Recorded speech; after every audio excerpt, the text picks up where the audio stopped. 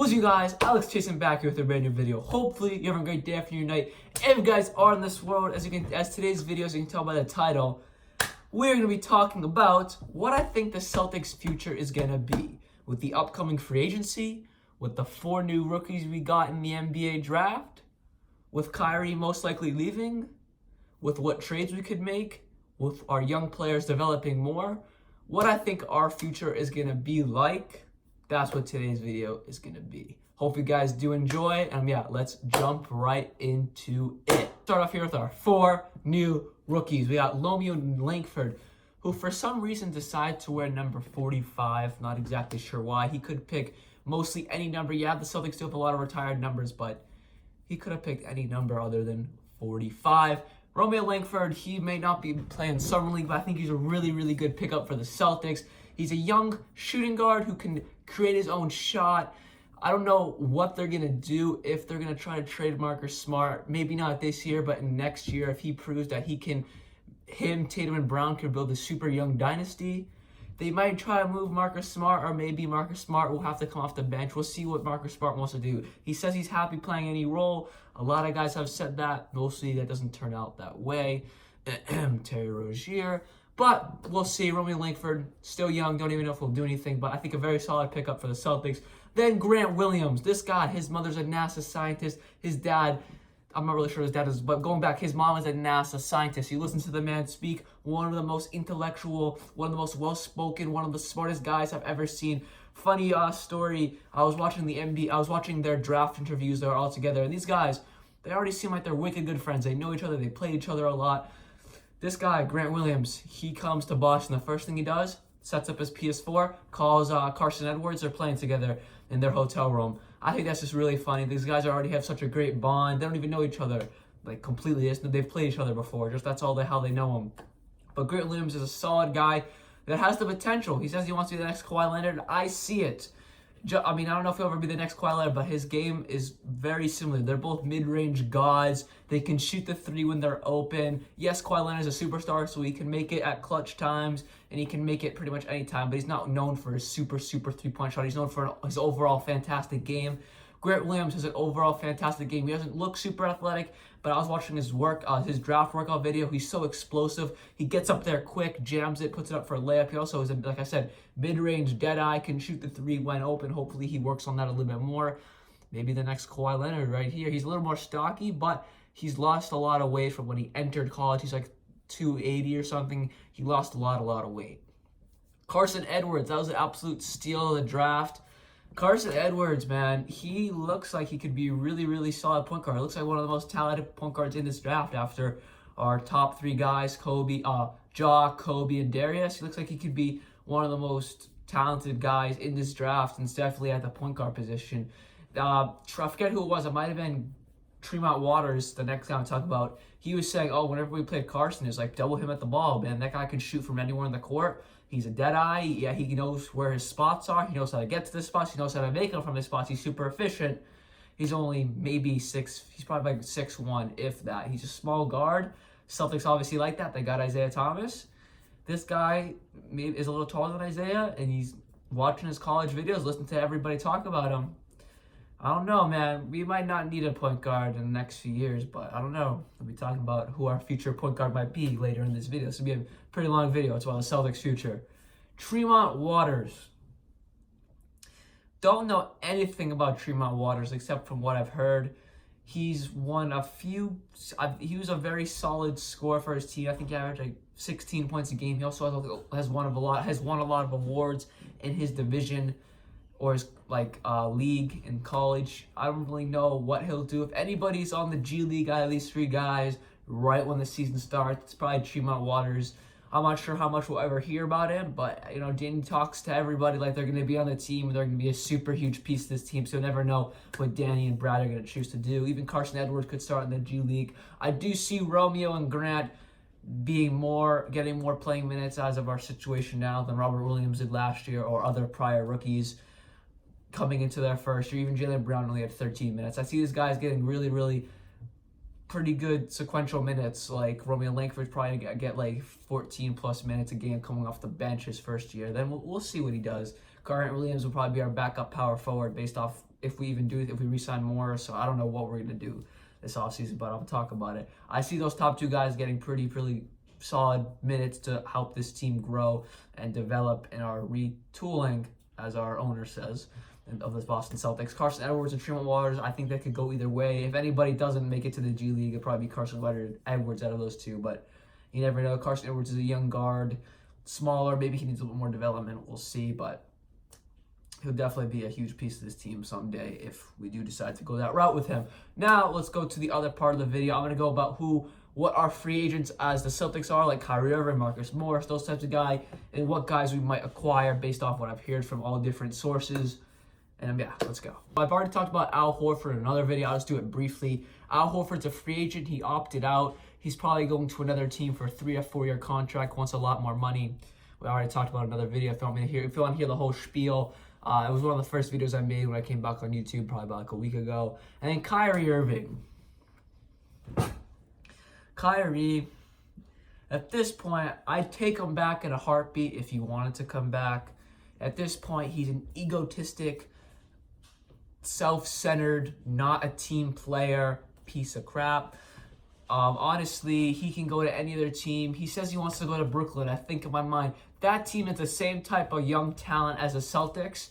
Not as good as a coach, not as good as an ownership, not as good as a GM. So it's basically going to a team with roughly the same amount of talent, maybe not as much talent, roughly the same type of scenario team, but we have all the upside. We have the ownership, we have the coaching that's better. We have one of the best coaches in the league. But no, he wants to go to Brooklyn. He's going to do the same thing. He's not going to be able to lead these young guys. I don't really know what he sees in Brooklyn. If Kyrie really doesn't want to lead and he doesn't know how to deal with that, you got to go to a team that already has a star, like the Lakers. Or, on the other hand, we've heard about he might bring some solid, not a high-tier star like Kyrie Irving, or like maybe like a lower tier, not like a complete star, but he's getting there with Tobias Harris. That's been rumored around. Him and Tobias Harris might team up. Also, Kevin Durant has been rumored. But they also said if Kyrie Irving can't bring anybody to Brooklyn, Brooklyn might not want him based off all this crap that's happened with the Celtics. He's not great guy on the court. Great player. That's not talking about that. It's just his attitude. Teams don't want that. Teams don't want that cancer in your locker room. That's basically kind of what he is. That's what he did to the Celtics. Now we got Marcus Morris. I'd take him back. He's probably going to want a good amount of money. He'll probably get a good amount of money. That's why I don't think we'll get him back, because he had his best season this past season. He averaged 14 points a game. That's his highest in his career. He shot tremendous from the three for about 3/4 of the season, and he kind of died down going into the playoffs. But I'm not talking about that. He really had a fantastic season, except when it died down. So he's probably going to get a good amount of money. Probably not from the Celtics. We're trying to get that 32 mil, and the way we do that, renounce the rights on Terry Rozier, who's our next guy I'm going to talk about. I love Terry Rozier, my favorite Celtics player this year. He really disappointed me. He really did not enjoy the minutes he was getting, as you could tell. He was a bit pissed off in interviews, especially at the end of the season. He kind of came full circle when our first take. He's like, yeah, I'm out of here. The only way I see him coming back is if Kyrie Irving absolutely leaves and we don't have any other options. But I think we're going to try to want to keep that 32 mil for someone I'm going to talk about a little later, or at least other pieces to go around these young guys. I don't think we're going to keep Terry Rozier. I really want him to go to a team like Phoenix that needs a point guard. Just a team like that. I would say Utah, but they just got Mike Conley. But Phoenix, a young core that just needs a point guard to get over that hump and start making that playoff pushes. So I'm looking forward to see what Terry Rozier does. Daniel Tice, he's not going to want a lot of money, and he's not going to get a lot of offers. So at the end of the day, if he wants to come back and he's going to take a reasonable contract, like I said, he's not going to get a lot of money from anybody. Definitely not a lot of money from us. I think at the end of the day, he might end up back in Boston, or maybe going back overseas, because he's not going to get the money he really wants. And the only way he'll get the money he really wants is probably going overseas, something like that. So don't be surprised if he goes back overseas or gets a not great contract from other teams if we don't want to re-sign him. Then Brad Wanamaker, nothing really too important there. If he wants to come back on a minimum contract like he did this year, solid locker room guy. I don't need to talk about Jonathan Gibson. Don't need to talk about PJ Dozier. I like him, young, solid player in the G, two-way player, G League type of guy, but unless we want to keep him just because he's a young talent. You don't know what he's going to do. He's only 22, and maybe we give him another 2-way contract, see what he does. He'll probably come up more, maybe sign him for the minimum contract so we can play the rest of the season. Later in the season, RJ Hunter, don't need to talk about him either. Now, I'm going to go into the part about what I think the Celtics need to pick up in free agency. It's going to be interesting. Kemba Walker. Celtics, I'm told, are emerging as a stealth suitor for Charlotte Hornets free agent Kemba Walker. Yeah, I would love Kemba Walker to come to Boston. He's one of those guys that actually would do anything for the team. He dropped 10 points just to beat a team by 30. Like, he'd dish out 20 assists. He doesn't need to score 24 points for his ego to be happy, or shoot 400 shots for his ego to be happy, and miss 300 out of those 400 shots like Kyrie Irving did and choked in the playoffs. Kemba Walker, I think he has the same amount of talent as Kyrie Irving. I don't think he's better than Kyrie Irving when it comes to like clutchness and being there for a team. But when it comes to the talent, I think they're pretty darn close. I still would say Kyrie Irving's better, but I don't know, after this season, after this coming up season, that might all change. If he comes to Boston, that'd be very interesting. Not that I don't want to see it, but my mindset's really on retooling. I'm sorry, the owner of the Boston Celtics, retooling and just seeing where we go. It's not like we're gonna miss the playoffs next year. We'll probably be like anywhere from a 5th to 7th seed. I don't see us being the 8th seed in the East. I mean, we're not that bad right now. Let's just say nothing happens and we just re-sign some, and we just keep these young guys. We still have a starting lineup of Carson Edwards, so you don't know what he's gonna do, but he seems solid. You have Jaylen Brown, Marcus Smart at the 2, or Romeo Langford. You got Jaylen Brown at the 3, Jason Tatum at the 4 at your 5. You could just run Robert Williams, just run that young lineup. I think that could still win 40-plus points, and that's enough. 40-plus games, and that's still enough to get into the playoffs in the Eastern Conference. So I kind of want to see how that route does. But on the other hand, I do want them to win. I do want them to put number 18 in the rafters. So I wouldn't mind having Kemba Walker. And if we do sign Kemba Walker with a bunch of these young guys, I don't know how that go also. It's going to take a few years for them to develop. I don't know. It's a tough situation. Also, I didn't get to this point yet. Kemba Walker seems like, and he seems like one of the most loyal guys. He said it in interviews. He'll stay in Charlotte. He wants to be in Charlotte. He doesn't care. He wants to be loyal. He doesn't care about the winning right now. Maybe he'll change his mind. So it's a tough situation when it comes to Kemba Walker, because everything I hear from him, he seems super loyal.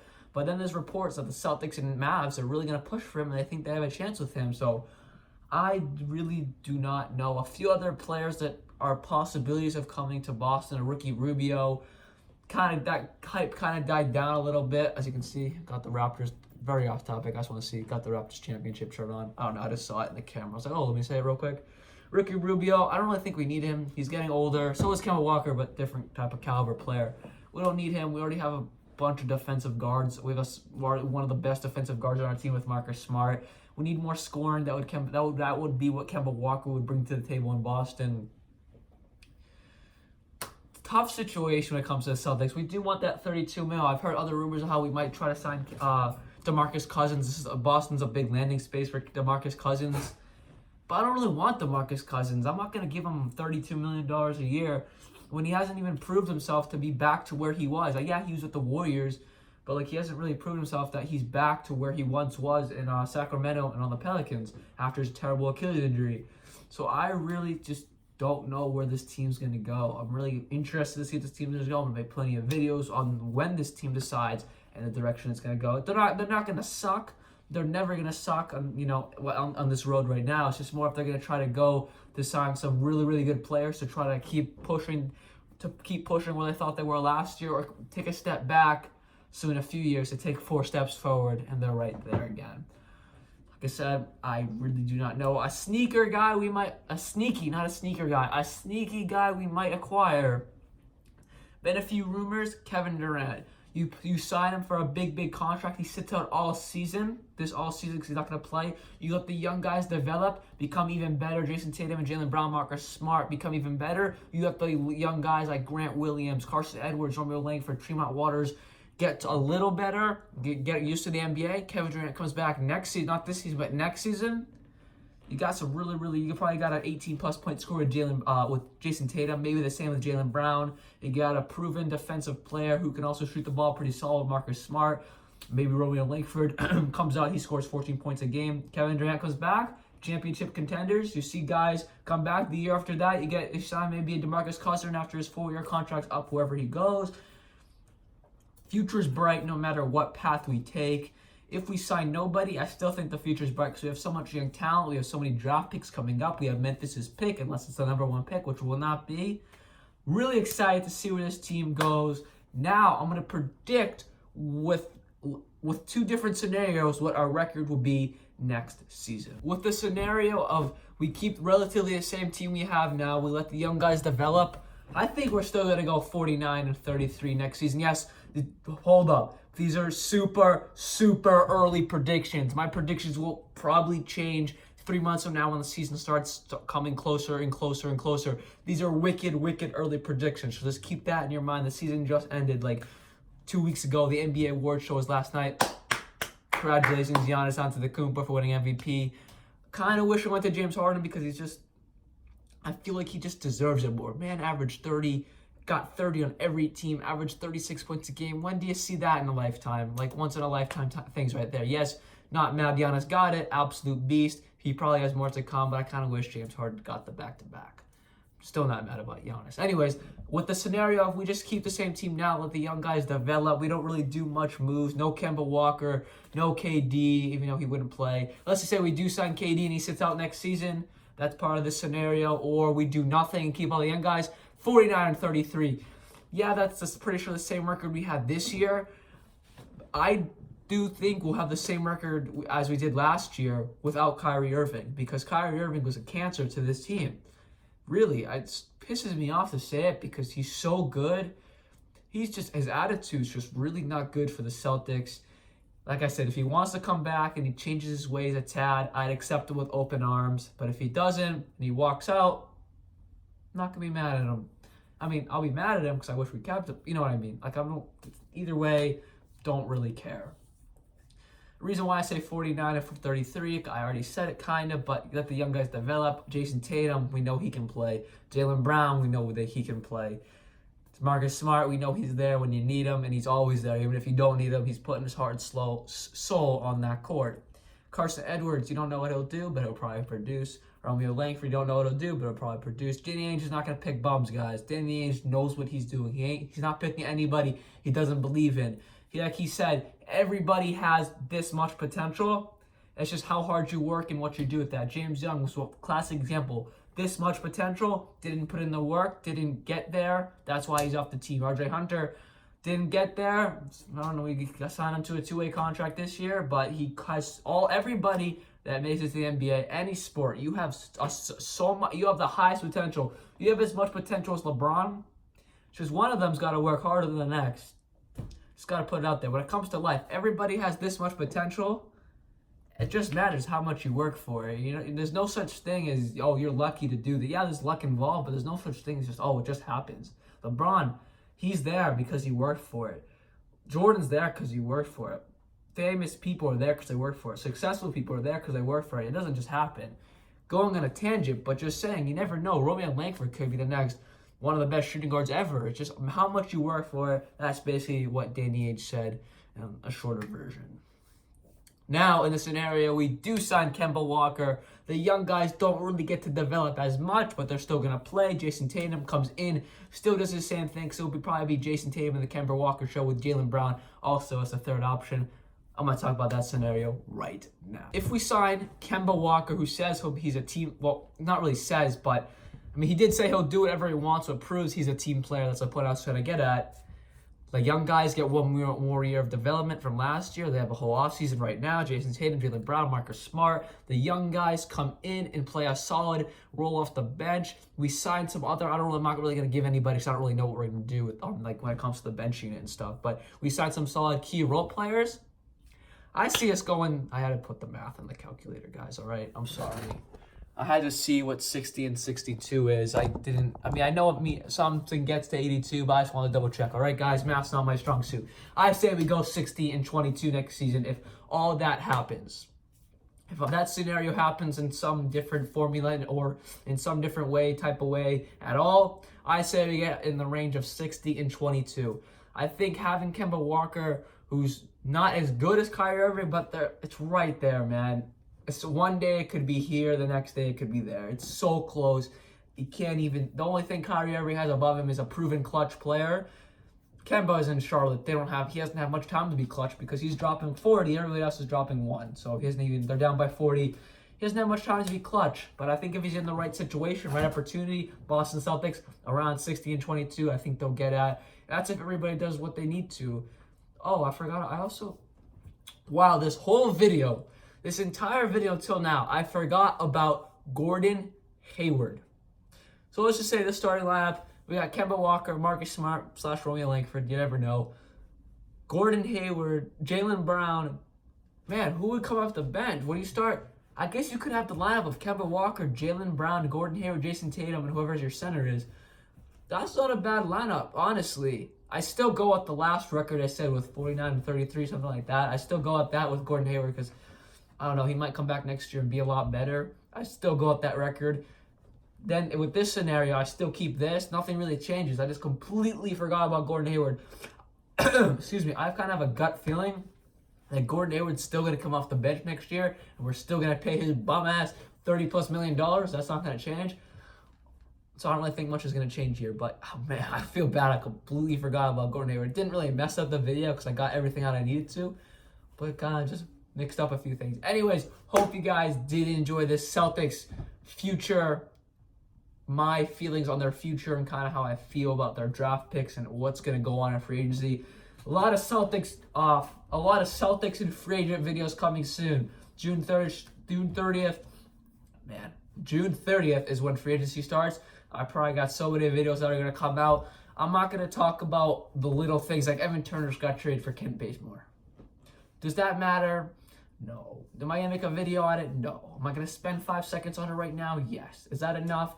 Yes. Kevin Turner traded for Kent Bazemore. Does that do anything for the NBA? Not really. I do talk about some littler trades, but that's only going to be like with Boston. If Marcus Morris goes somewhere, I might talk about it a little bit. Blah, blah, blah, blah, blah. Anyways, hope you guys did enjoy this video. Like always, peace.